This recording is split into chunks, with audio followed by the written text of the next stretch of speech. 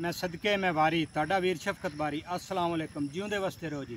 सियाणे गल करदे भी माड़ा होया तो रब कीता, चंगा होया तो मैं कीता। महंगाई ने मुल्क दा बेड़ा गर्क कर छड्डिया। चीनी है 200 ਨੂੰ किलो होई पई है। चीनी ਨੂੰ ਛੱਡ ਦਿਓ। BBC लंदन वालिਆਂ ने दस ਛੱਡਿਆ भी पाकिस्तानी मुएशत ਦਿਹਾੜੀ ਦਿਹਾੜੀ ਨਾਲ ਥੱਲੇ ਵੜੀ ਜਾਂਦੀ ਹੈ। ਇਹਦੀ ਜੜ ਬਿਜਲੀ ਤੇ ਗੈਸ ਹੈ। ਇੰਨੀ ਕੁ ਮੰਗੀ ਹੋਈ ਪਈ ਹੈ ਭਈ ਬਿਜਲੀ ਨਾ ਹੋਵੇ ਤੇ ਅੰਨੇ ਨੂੰ ਮਾਂ ਮਸੀਤੇ ਸੱਟ ਗਈ, ਗੈਸ ਨਾ ਹੋਵੇ ਤੇ ਘਰੇ ਚੁੱਲ੍ਹਾ ਨਹੀਂ ਚੱਲਣਾ।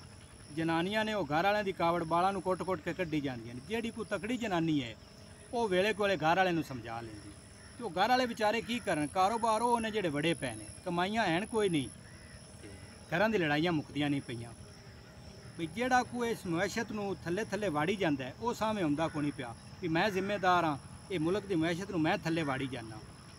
ਤੇ ਮੋੜੇ ਆਵਾਮ ਦਾ ਹੀ ਕੰਮ ਹੈ ਵੀ ਜਿਹੜਾ ਹੁੰਦਾ ਪਿਆ ਇਹ ਆਵਾਮ ਕਰਦੀ ਪਈ ਹੈ। ਉਹ ਜਿਵੇਂ ਕੋਈ ਬਾਬਾ ਸੀ ਤੇ ਉਹਦੇ ਤਰਾਏ ਪੁੱਤਰ ਆਣ, ਤਰਵੇ ਭਰਨੇ ਹੋਏ ਆਣ, ਉਹ ਰਾਤ ਨੂੰ ਘਰਾਂ ਹੀ ਸੌਂਦੇ ਆਣ, ਬਾਬਾ ਬਾਹਰ ਡੰਗਰਾਂ ਕੋਲ ਸੌਂਦਾ।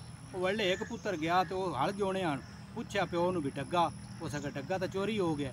ਉਹਨੇ ਪਿਓ ਨੂੰ ਗਾਈ ਲਾਈ ਚਾ। ਦੂਆ ਗਿਆ, ਉਸ ਆਖਿਆ ਹਲ ਨਹੀਂ ਜੋਏ, ਉਸ ਆਖਿਆ ਡੱਗਾ ਚੋਰੀ ਹੋ ਗਿਆ, ਉਹਨੇ ਵੀ ਪਿਓ ਨੂੰ ਕੁੱਟਿਆ ਚਾ। ਤੀਆ ਆਇਆ, ਉਹਨੇ ਵੀ ਪਿਓ ਨੂੰ ਗਾਈ ਲਾਈ ਚਾ ਤੇ ਡਹਿ ਪਏ ਬੂਬੂ ਕਰਨ। ਪਿੰਡ ਵਾਲੇ ਇਕੱਠੇ ਹੋਏ, ਉਹਨਾਂ ਆਖਿਆ ਕੀ ਹੋਇਆ? ਆਂਦੇ ਡੱਗਾ ਚੋਰੀ ਹੋ ਗਿਆ।